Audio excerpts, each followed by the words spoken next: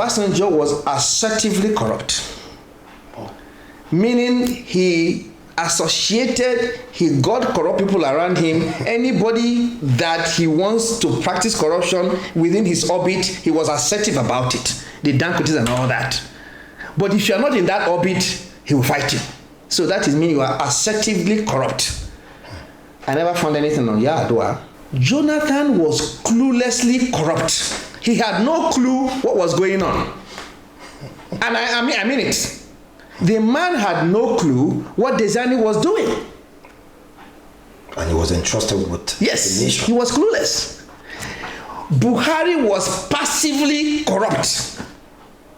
That inaction and omission, he was passively corrupt. He knew everything going on. He didn't have the willpower. And that was what happened when he was head of state. It was Idiagbo that was doing it. It's just that we missed the boss.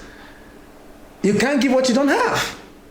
The man has never, people looked at him as someone back in the day, but he wasn't the one doing it. This is a man that your wife and your whatever peer was fighting. You can't do it. He just don't have, he never had that willpower to do it. He was passive. I hope you know that MTN, Stanbic IPTC Bank, Standard Chartered Bank are all companies out of South Africa. I hope you know that South Africa removed their former president Zuma under what they call state capture inquiry with the Indian people, the Guptas. The Guptas, yes. The money involved in that transaction is not even up to $500 million. That he had to be. That the whole Gupta scandal. Yes. That is why they removed the president. Meanwhile, those big companies from South Africa did $25.6 billion fraud here. If you know Shamsuddin Usman, former minister, I was in South Africa with him in 2007. Not with him, but you met in the same place we met. Yeah, the Nigerian High Commission in Pretoria, where they hosted, he was there. Semina was there from Police Recruitment Foundation, and Nigerians were narrating the business community, the bottleneck doing business in South Africa. I think it was Zenith Bank or Access Bank. I remember that chap trying to tell Nigerian government that it is difficult for a Nigerian bank to operate fully in South Africa. All they have is just a desk. Meanwhile, South African banks come here and have a building, and have branches, have regional offices. And they fleece away this money. Misplaced priority. Yes. We're not going to talk about the xenophobia there. I just came back from South Africa. So a country that is hostile to us, a country that will not tolerate, that has never tolerated anything of this magnitude, they removed their president for something far, far less. MTN, Stanbic IPTC Bank, Standard Chartered Bank are companies origin from South Africa that did this. The second phase was over $1 billion. Letters written to the former president, Goodluck Jonathan, to track phones for suspects on bail and everything. Demonstration done. Impressive. Memo written for payment. Now the evidence came. 3 boxes of evidence regarding recoveries by EFCC not remitted to the federal government. In short, within Nigeria, you're talking 2.071 trillion back then, out of which only 6.7 billion remitted, all documentary, leaving a balance of 1.993 trillion. The Saturday before was February 11th, I think, and somebody reached out to me that he wanted to see the evidence of all the funds I traced, which that day he never spoke to me, he just took it from me. The following Saturday, he called me to his office, and Malami was there, and there was a piece. This told Malami to apologize to me.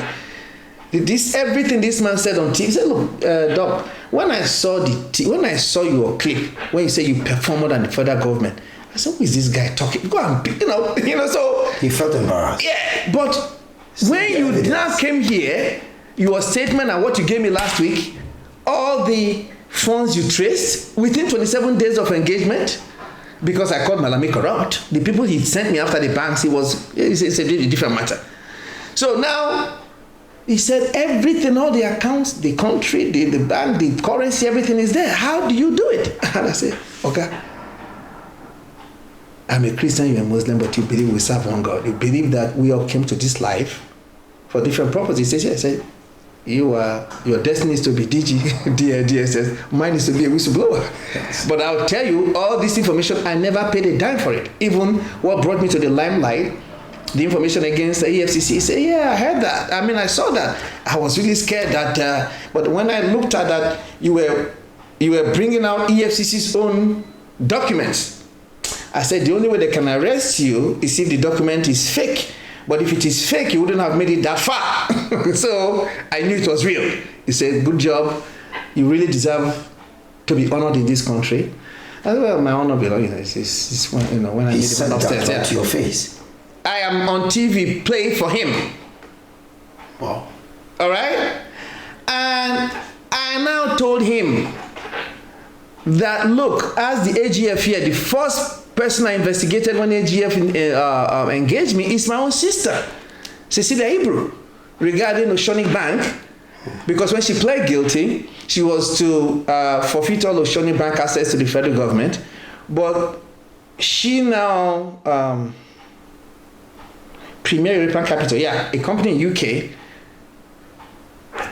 Oceanic Bank was transferred to that. So that was the first job I did.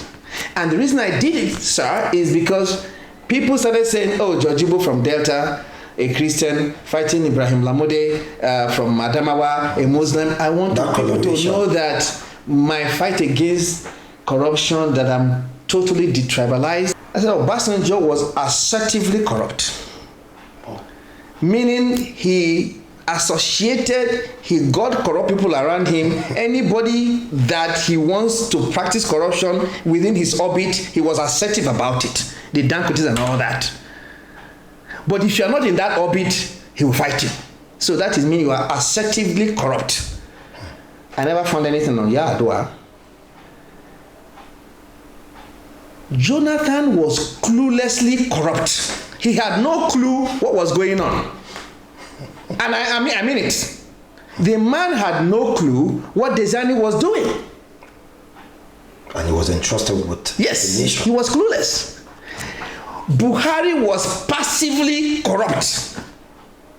That inaction and omission, he was passively corrupt. He knew everything going on. He didn't have the willpower. And that was what happened.